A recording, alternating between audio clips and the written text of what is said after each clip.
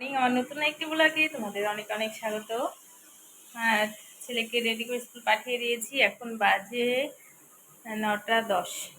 তো এখন থেকেই ব্লগটা শুরু করলাম। আর এখানে রান্না বসিয়ে দিয়েছি। এমন এক আলু এনেছে, এই যে আলুটাকে অন্তত 8-10 বার সিটি দেওয়া হয়ে গেছে, এখনও সেদ্ধ হচ্ছে না। তো আমি কি করলাম, একটু সোডা দিয়ে আবার খুলে আমার স্পঞ্জের মতো হয়ে আছে, তো সেটা দিয়ে আমি আবার বসিয়েছি প্রেসারে। এই যে দেখো, এই যে আলু, এটা কি আলু জানি না, তো ফার্স্ট টাইম এরকম হচ্ছে। এতক্ষণ আমার ঝোল টোল হয়ে যায় রান্না, কি বিপদে পড়েছি এই আলু নিয়ে। আর এখানে চচ্চড়ি বসিয়েছি মূলো টুলো দিয়ে, নতুন মূলো দিয়ে, ভালোই লাগবে।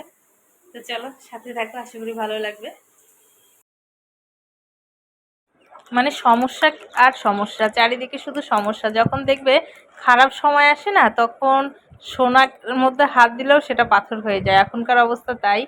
এই যে ওয়াশিং মেশিনটা আনা হয়েছে, যেহেতু কাজের দিদিটা ভালো করে কাজ টাজ করতো না, তাই ভাবছিলাম যে মাসে 1000 টাকা করে দিতাম, সেটা দিয়ে মাসে মাসে 1000 টাকা করে দিয়ে এই ওয়াশিং মেশিনটা আনা হয়েছে। সেটা উপরে ল্যান্ডিংয়ে পাতা হয়েছিল, সেটা জল টল পড়ে না, আবার নিচের ওয়াশিং মেশিনটা লাগানো হলো ঘরে।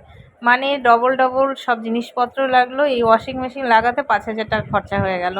কি আর করা যাবে বলো, এত সমস্যা না চারিদিকে। আর এই যে দেখো, মেয়ে আমাকে মেরে ধরে কি করছে দেখো, ওর সাথে শুয়ে থাকলে মানে কিছু চাই তো চাই, সেটা ওকে দিতেই হবে, যেমন তেমন ভাবে ওকে দিতেই হবে। তো দেখো বারবার করে মুখে কী সব দিয়ে দিচ্ছে, তুলো টুলো বের করে বিছানার। আর আমি একটু শুয়েছি 5:30টার দিকে। আসার পরে আজকে টিফিন দিয়েছিল বিরিয়ানি, কালকেও দিয়েছিল বিরিয়ানি, তো খেয়ে আমি খেতে পারিনি যেন, ছেলের জন্য নিয়ে এসেছি। আর এসে ভাত খেলাম। যাওয়ার সময় মানে আমার ট্রেনিং ছিল 12টার সময়, আর 11:30টার সময় বড়মশাই মাছ দিয়ে গেল, মানে পাশেই গেছিলো মাচারা, তখন দিয়ে গেল ইলিশ মাছ।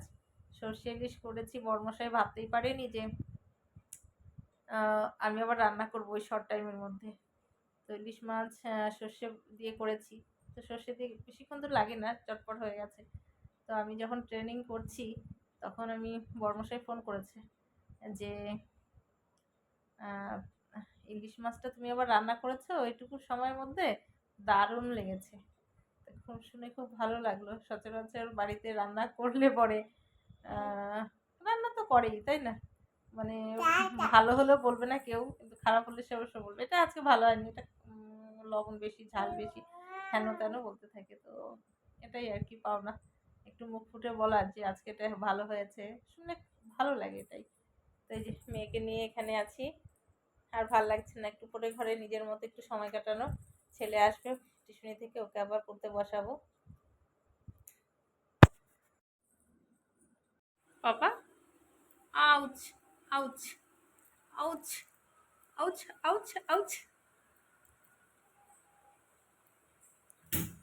পড়ে যাবা মা, পড়ে যাবা।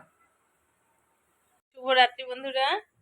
তো এখন বাজে হচ্ছে 11:15। এই যে ছেলেকে পড়তে বসিয়েছি, আর এ একদম টান টান হয়ে শুয়ে পড়েছে দেখো। পড়া হয়ে গেছে, কালকে যেটা এক্সাম সেটা মুখস্থ করালাম, আর ওর টিউশনির হোমওয়ার্ক একটু বাকি আছে, সেটা করবে। আর মেয়ে আছে নিচে ঠাম্মি দাদাইয়ের কাছে, আর ওর বাবা এখনো আসেনি। আর এই যে দেখো না শুয়ে পড়ছে। বাবা তাড়াতাড়ি করো, শোনো তাড়াতাড়ি করো, ওঠো ওঠো তাড়াতাড়ি করো, সকালে আবার উঠতে পারবো না। তো চলো, খাওয়া দাওয়া কমপ্লিট। আজকে না ইলিশ মাছ করেছি, এত টেস্টি হয়েছে, সত্যি খুব ভালো হয়েছে। তোমাদের দেখাবো রাতের খাওয়া দাওয়ার সময়। হ্যাঁ।